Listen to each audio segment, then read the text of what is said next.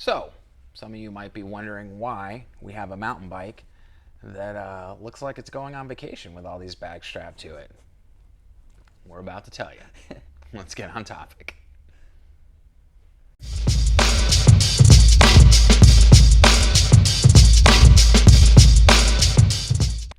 Hey everybody, it's Thomas with Get Out Arizona, and you're watching another episode of Toolbox Topic. I'm joined today by my co-host, Wyatt Spalding. Wyatt, how the hell are you? Doing good, man. Excellent, excellent. And we're coming to you once again from Trek Bicycle Store, West Phoenix in Goodyear, Arizona.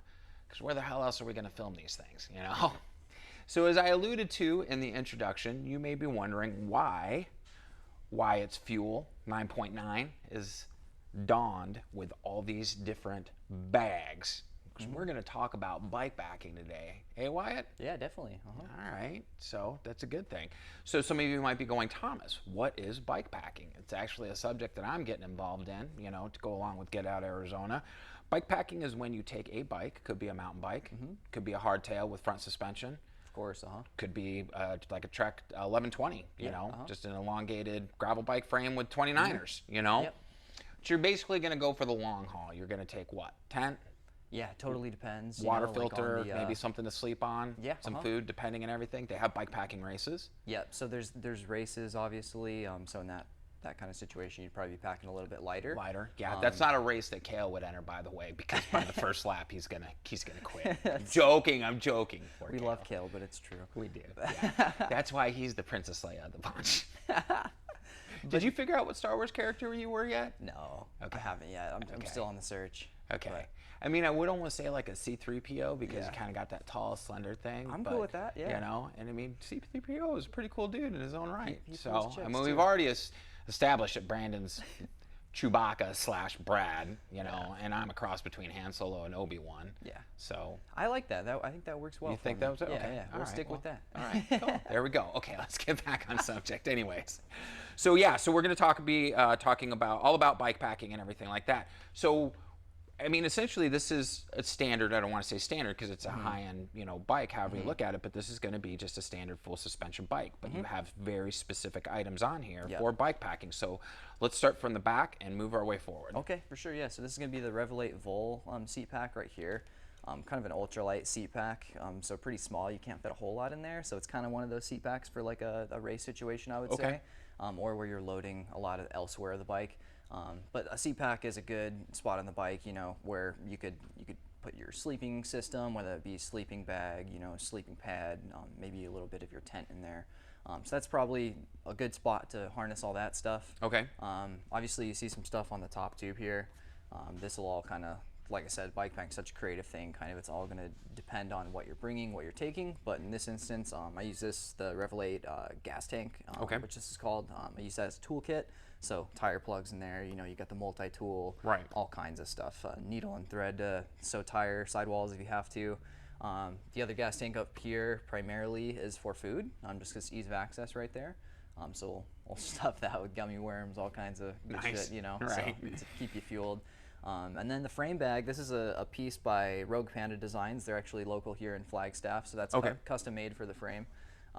You can see there. There's lots of bikepacking specific bikes that'll have, you know, pre-made frame bags for them already. So sometimes you don't have to go the route of getting something custom. Why? Did you see Brandon shaved his mustache? I was going to sing Macho Man to him today, but he shaved his mustache, that bastard, and he still won't touch me. And I forgot my hat. All right, let's get back on with it. The mustache was badass. The mustache was badass. It was sick. Anyways, though, yeah, so this is a pretty bare bones setup. Like I said, I have a little sleeping pad in here, a little bivvy to keep me waterproof, and the frame bag, like I was speaking, for me, I would be carrying a bunch of water in here primarily. So I've got like a little 1 liter bladder in there. I would carry like a small little pump in here as well. And what's nice about the fuel, the Trek fuel actually, is I have a lot of stuff in the down tube storage as well. So that's where like my extra tube, tire lever, and all that stuff is underneath there. Excellent. But yeah, there's lots of varying setups. You know, for something like you where you'd be going out to shoot some photos or something like that, you'd probably be using some bags with a little bit more capacity. Definitely probably maybe like a front loading bag too. So you can see a lot of times people use some form of a handlebar bag. Right, and I've seen that before. Yeah. And I've actually seen handlebar baskets almost Yeah, to kind of support a little additional weight and everything. And the baskets are kind of legit if you're not going for super ultralight, just because it keeps stuff out of your cables primarily. That's why all the time I'm trying to avoid this in the kind of the race situations. Right. It's just because it makes your cables a mess. You know, it's there's a couple ways to avoid that, but in the end, you're always kind of smashing your cables up in the front of the bike. And a lot of times you can kind of work around that, find other ways to store stuff on the bike. Keep it a little bit more, you know, convenient places.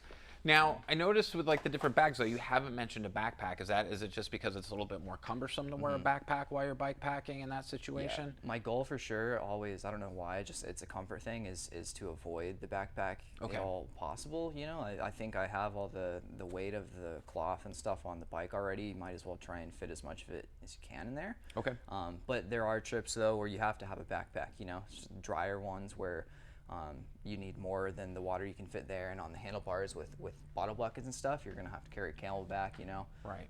That's not necessarily. You guys know how I feel about my backpacks. I got way too many, one for each occasion. So good to know. Now, on some of the road style bike packing bikes that I've seen, the forks are very stiff. I've seen a lot of them that are either oversized aluminum or carbon fiber. Correct. And they already have pre-drilled areas and on the back part of the frame for racks. Now, what are the pluses and the minuses, the pros and cons of a rack system as opposed to something like this? This is very sleek. What are some of the benefits and some of the things that people should, I don't want to say avoid, but be aware of on using that type of system? Yeah, so I mean, if you're, like I said, if you're going for speed or anything like that, or anything that's necessarily very challenging, so something like Arizona Trail, where it's like a lot of very challenging technical single track, you're gonna want to go as sleek as possible just for the sake of your freaking body. It's gonna make it easier on you being a little bit lighter, because you're pushing up a lot of that stuff. But you know, the pro of having rack mounts and stuff like that is for someone like you who's not going out there racing and you're just trying to get out to a really cool location out in nature to, you know, shoot some photos or something like that. It's perfect for that. And even someone who's, say, like off-road touring or something like that, that's perfect for as well. Any instance where you're not 100% sure what you're gonna need for where you get, you know, and how much you're gonna have to take to the next destination. Racks are awesome for, because you can strap anything to them. Yeah, you know, so that's a really good solution for.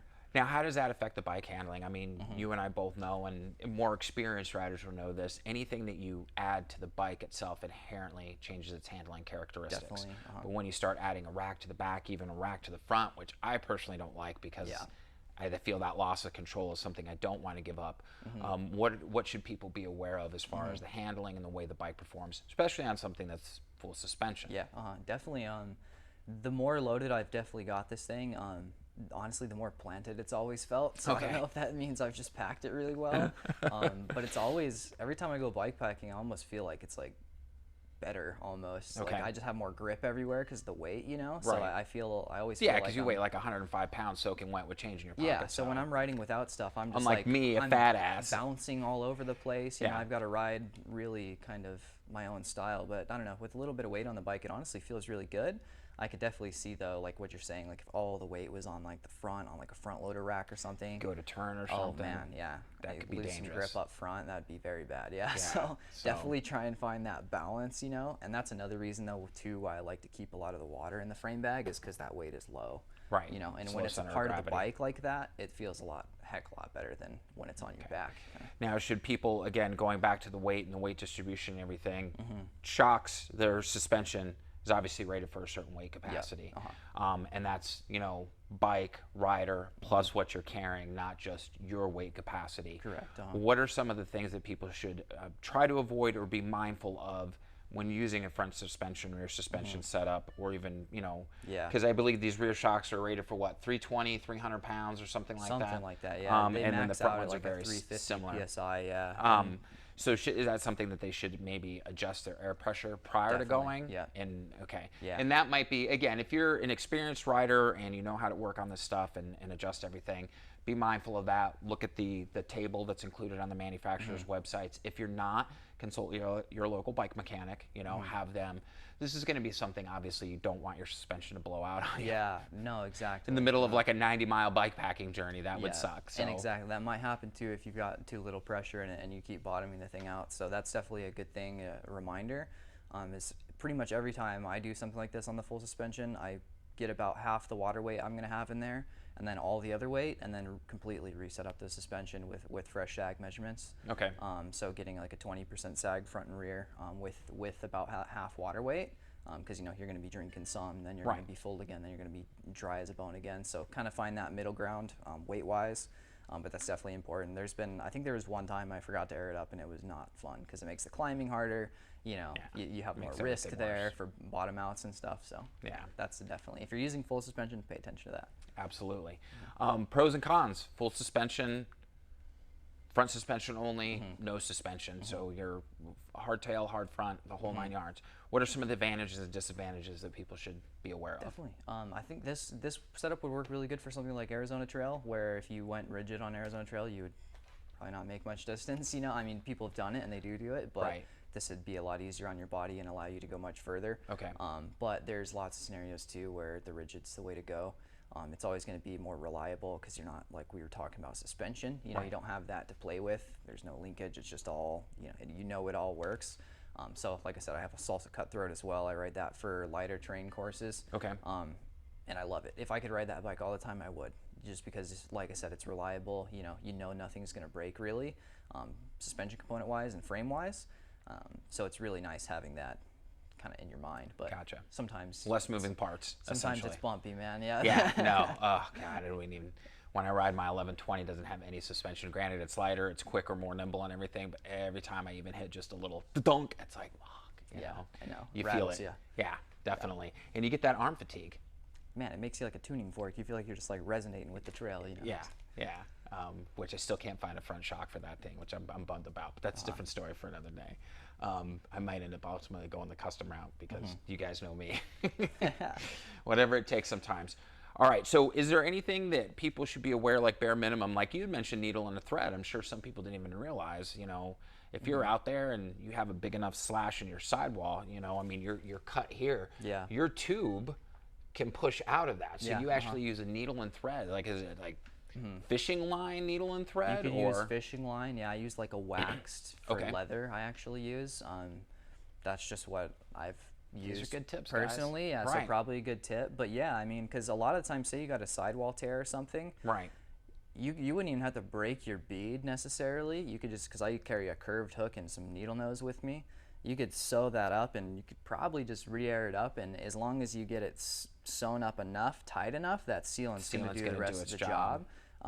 And that's going to be a heck of a lot easier than cracking your bead and getting a tube in there. Yeah. And it's going to last you longer too, because I mean, a lot of times if you put a tube in there and you keep on going on your backcountry adventure, you're probably going to pop that tube a couple miles down the line as well. So tubeless I is made legit. it 2.5 miles and then torched the tube just a couple weeks ago in South Mountain. So it is what it is as far as that goes. This is why we ride tubeless, guys, in Arizona. All right. Well, is there anything else? I mean, I notice you have clipless pedals on here. I wear, do flats and everything. Is there anything else gear-wise, anything else pack-wise, anything, you want to bring up to anybody watching? And again, guys, this is just a broad stroke on introducing as far as like bike packing to you guys. People should know right off the bat, maybe some good resources to look at, whether online or on YouTube, that type of thing. So people can go, oh, okay, and take that information and run with it. Definitely, yeah. So I'd definitely recommend the Revelate Designs gear. Okay. For looking for bags. They're really cool. They sponsor good people, and they actually hand make all this stuff in USA, which is cool. Okay, yeah, absolutely. Obviously, I said Rogue Panda Designs. They're freaking awesome. Their prices are really acceptable for custom bags, and they're local here in Flagstaff. Which is always a good thing. Support local business. Which is awesome. Otherwise, though, remember your tools. The toolkit is very important. Like I said, needle and thread in there is just one thing in the mix that you wouldn't think of bringing. You need lots of tire plugs. I actually have what's called a fiber fix spoke, which is like a Kevlar spoke tensioning system in case you break a spoke. You can keep tension on your wheel. So look at those as well. Fiber fix is a good thing to carry. Other than that, too, bring something fun. If you're not racing, bring some form of entertainment. Bring your tent. That's where the hookers and blow come in, guys. You were probably wondering, dude, he's actually gone an entire episode without mentioning hookers and blow. Haha. Bring something fun. What a great segue. Yeah, Hookers of and course. Blow. That's a different pack, by the way, that you have to order from hustler.com. It fits. Well, we won't tell you where that bag actually fits, but, you know, go to No, we're joking, guys. Again, it's a family show. Brandon, stop corrupting us. Come on. From the back office. God, he can't get his mind off of Hookers and Blow, you know. So no, It's hard, I joke. man. I joke. It's hard. So yeah, entertainment, book, something like that, you know. Yeah, because I would love to have a hammock. Yeah, don't go do a race first time. Make sure you're having fun with it, you know. Right. Because that's what it's all about, for sure. It's just loading your bike up, go to a cool camp spot, read a book, do whatever you want. It'll be fun. Just make sure you're having fun, though. Nice. Awesome. Definitely. All right, Wyatt. Well, I definitely appreciate you coming on again today. Love having you here as my co-host and sharing just that really quick. I mean, again, guys, this is such broad strokes. You know, there's so much more to bike packing than this, but it, you know, is a great foundation to build on. So, want to remind everybody that the links down below are not affiliate links. So we don't receive any monetary compensation if you use those. Those are there for your edification and someplace you can go to do, you know, one, check out the bags, merchandise, anything like that. And two, the ones that we'll put down below for reference, maybe a couple different YouTube channels. What's the one guy? Pedaling? Pathless Pedal. Pathless Pedal. I like that guy. That's a good one. And bikepacking.com. We'll have links for that down there so you guys can follow and everything like that. And if you feel there's anything that we missed today, by all means, leave a comment down below. If you want to see additional episodes on bikepacking, like really digging into it, maybe we could do something out on the trail. Yeah, that would be really cool, you know? Yeah. Do something out on the road and everything like that. Guys, there's also going to be links for Trek Bicycle Store West Phoenix down below. If you have any questions, there you go. Follow that link. Give them a call. Do what you need to do. They'll be more than happy to help you. We also have links to our social media down below, our Instagram and Facebook. And don't forget to hit the like button and the subscribe button and the bell notification ding-a-ling-a-ling button. Doing all that stuff really helps out the channel a lot. You wouldn't believe. And we got to get it to a point where we actually can make a little bit of money with this thing. So I'm not going to lie. I love doing it, but you got to make money, you know. Daddy needs a new lens, a new pair of shoes, and another backpack for sure. So on that note, again, Wyatt, thanks so much for joining us. I really appreciate it. Guys, remember what we say. Always be kind to yourself and others. Be amazing stewards out on that trail. And we have to ask, what are you waiting for? Get out, Arizona. We'll see you on the next adventure. Peace. Wyatt, thanks, man. Yeah, we'll see you on the next one. Uh-huh. Take care, guys. See ya.